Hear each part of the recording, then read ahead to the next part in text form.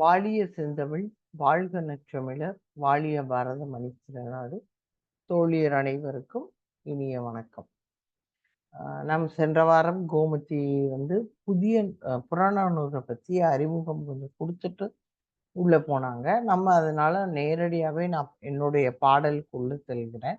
என்னுடைய பாடல் எண் 395. பாடல் அடிகள் 40. அதாவது 40 என்பது புறநானூறுல இருக்கிற 400 பாடல்களுடைய மேல் எல்லை. 40 தான் அதிகபட்ச எல்லையா இருக்கிறது. இந்த பாடலை எழுதியது மதுரை கணக்காயனார் மகர் நக்கீரர். இந்த நக்கீரரை பற்றி நம்ம நிறைய முறை கேள்விப்பட்டிருக்கோம். என்ன அப்படின்னா, இவர் தான் திருமுருகாற்றுப்படை எழுதியவர். அது மட்டும் இல்லாமல் நெடுநல்வாடை எழுதியிருக்காரு.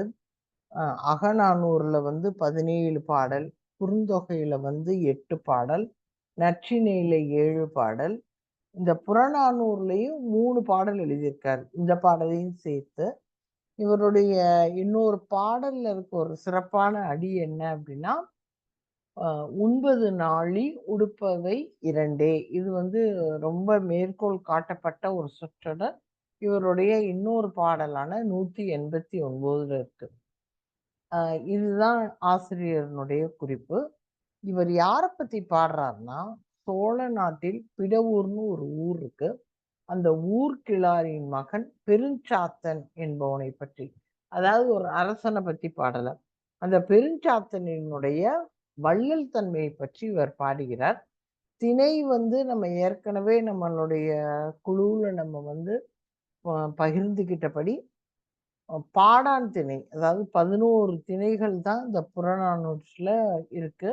அதுல பாடான் திணையில இந்த பாட்டு அமையப்பட்டிருக்கிறது.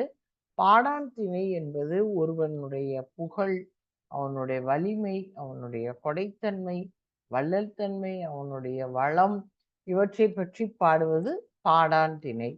துறை என்பது நம்ம ஏற்கனவே நம்ம சொல்லியிருக்கோம். ஒரு குறிப்பிட்ட இது கடைநிலை துறை அப்படிங்கிறாங்க. கடைநிலை துறை அப்படின்னா, இந்த புலவர் அந்த பெருஞ்சாத்தன் என்னும் வணிகனின் வாசலில் நின்று பாடியது.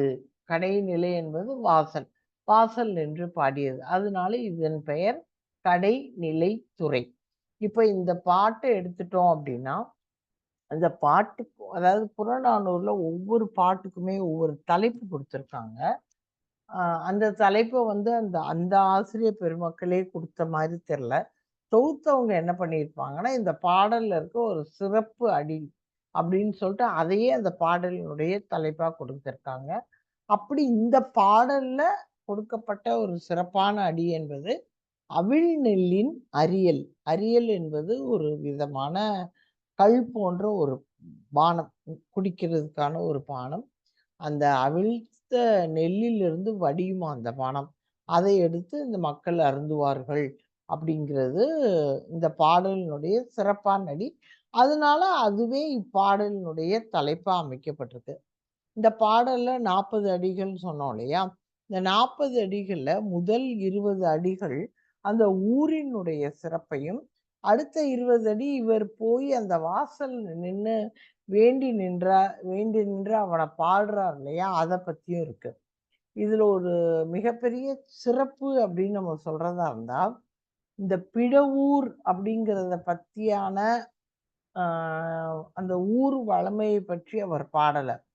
அந்த பிடவூர் என்ற ஊர் அமையப்பட்ட அந்த சோழ நாடு இருக்கு இல்லையா? அப்போ சோழ நாட்டுல இருந்த அரசன் தித்தனா. தித்தன் என்ற அரசனுடைய உறையூர்னு இருக்கு இல்லையா? நம்ம அந்த உறையூர்ங்கிறது உறந்தை என்று அழைக்கப்படுகிறது பண்டைய காலத்துல. அந்த உறந்தை மாநகரினுடைய வளத்தை கூறி இந்த உறந்தை மாநகருக்கு கிழக்கே அமையப்பட்டது பிடவூர் அப்படின்னு ஒரு குறிப்பா கொடுத்திருக்காரு. இப்போ முதல்ல எப்பொழுதும் போல் அந்த முதல் 20 அடிகள் ஊரின் வளம் என்ன அப்படின்னா, அது ஒரு மருத நிலம். மருத நிலம் ரொம்ப மென்மையா செழிப்பா, அதாவது மென்னிலம் கொடுத்திருக்காரு. நம்ம பொறுத்த வரைக்கும் நன்செய் நிலம். சிறந்த ஒரு மருத நிலத்தில் உழுகின்ற உழுவர்கள் என்ன பண்றார் உழவர்கள் என்ன பண்றாருன்னா, பக்கத்துல வழமையான முல்லைக்காட்டுல தங்களுடைய மாடுகள் எல்லாம் மேய விட்டுட்டு, அங்க இருக்கிற அந்த முயல பிடிச்சு, அதன சமைத்து சூடான அந்த இறைச்சியோடு, ஆ ரொம்ப நாளா அந்த குளத்துல இருந்தோ, ஆத்துல இருந்தோ கிடைச்ச வாளை மீனை பதப்படுத்தி வைத்து, அது கூட பழைய சோறை பிசைந்து உண்டு கொண்டிருக்கிறார்களாம். அது மட்டும் இல்லாம, அங்க புதரா வளர்ந்திருக்கிற செம்முல்லை பூ. இங்க வந்து தளவுப்பூன்னு பாட்டுல குறிப்பிடப்பட்டிருக்கிறது. செம்முல்லை பூவாம். அந்த செம்முல்லை பூவை தலையில் சூடி, அங்க இருக்கிற ஒரு ஏன்னா அந்த வயல் பக்கத்துல இருக்கிறதுனால பறவைகள் வருது. அரி என்னும் பறை கொண்டு அந்த பறவைகளை துரத்தி, இங்க தான் அந்த வார்த்தை வருது. அங்க இருக்கிற நெல்லில் வடிகின்ற கள் போன்ற பானம். அரியல் என்பது பானம். பானத்தை அருந்தி மகிழ்ந்திருக்கிறார்கள். அப்போ அவங்க பக்கத்துல அந்த பக்கத்திலேயே வீடுகள்லாம் இருக்கு. கோழியினுடைய வகை 3 வகையா சொல்றாரு. அங்க இருக்கிற வீட்டு கோழி எல்லாம் கூவுதாம்.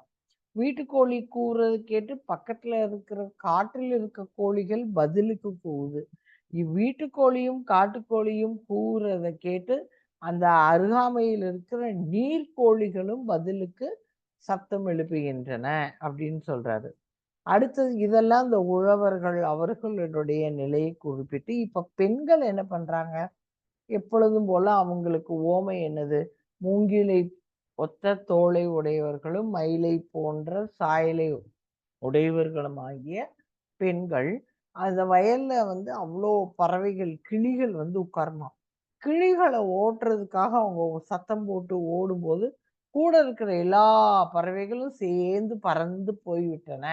அப்படின்னு அந்த பாடல்ல சொல்றாங்க. இதெல்லாம் அதனுடைய வளமை.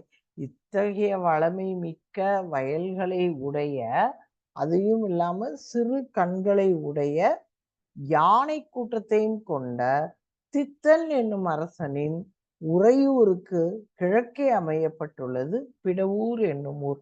இந்த பிடவூர் ஊரின் கிழாரினுடைய மகன் பெருஞ்சாத்தன். இடையில ஒரு சிறு குறிப்பு மாதிரி, பெருஞ்சாத்தன் பெயர் வச்சதுனால இவனுக்கு ஒரு இளஞ்சாத்தன்னு இருக்கலாம் அப்படின்னு இந்த தமிழ் குறிப்பு ஒண்ணு குடுக்குறாங்க. இந்த பெருஞ்சாத்தன் இதுவரைக்கும் அந்த பாடலினுடைய அந்த ஊரினுடைய வளமை.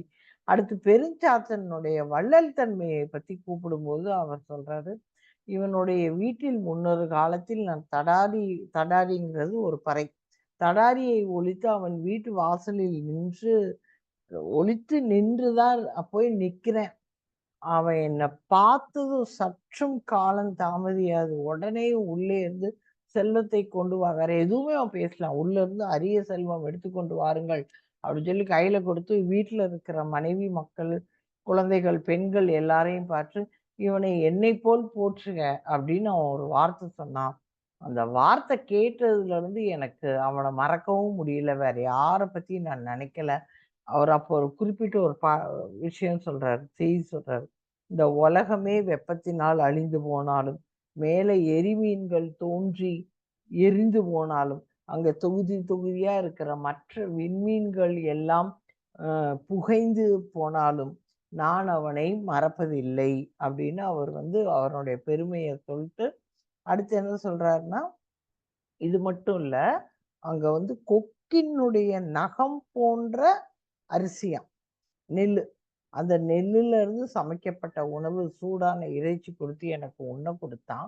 இப்படி ஒரு வள்ளல் தன்மை மிக்க இவனுடைய வயலில் எப்பொழுதும் வெள்ளம் போல விளைச்சல் பெருகிக் கொண்டே இருக்கட்டும்.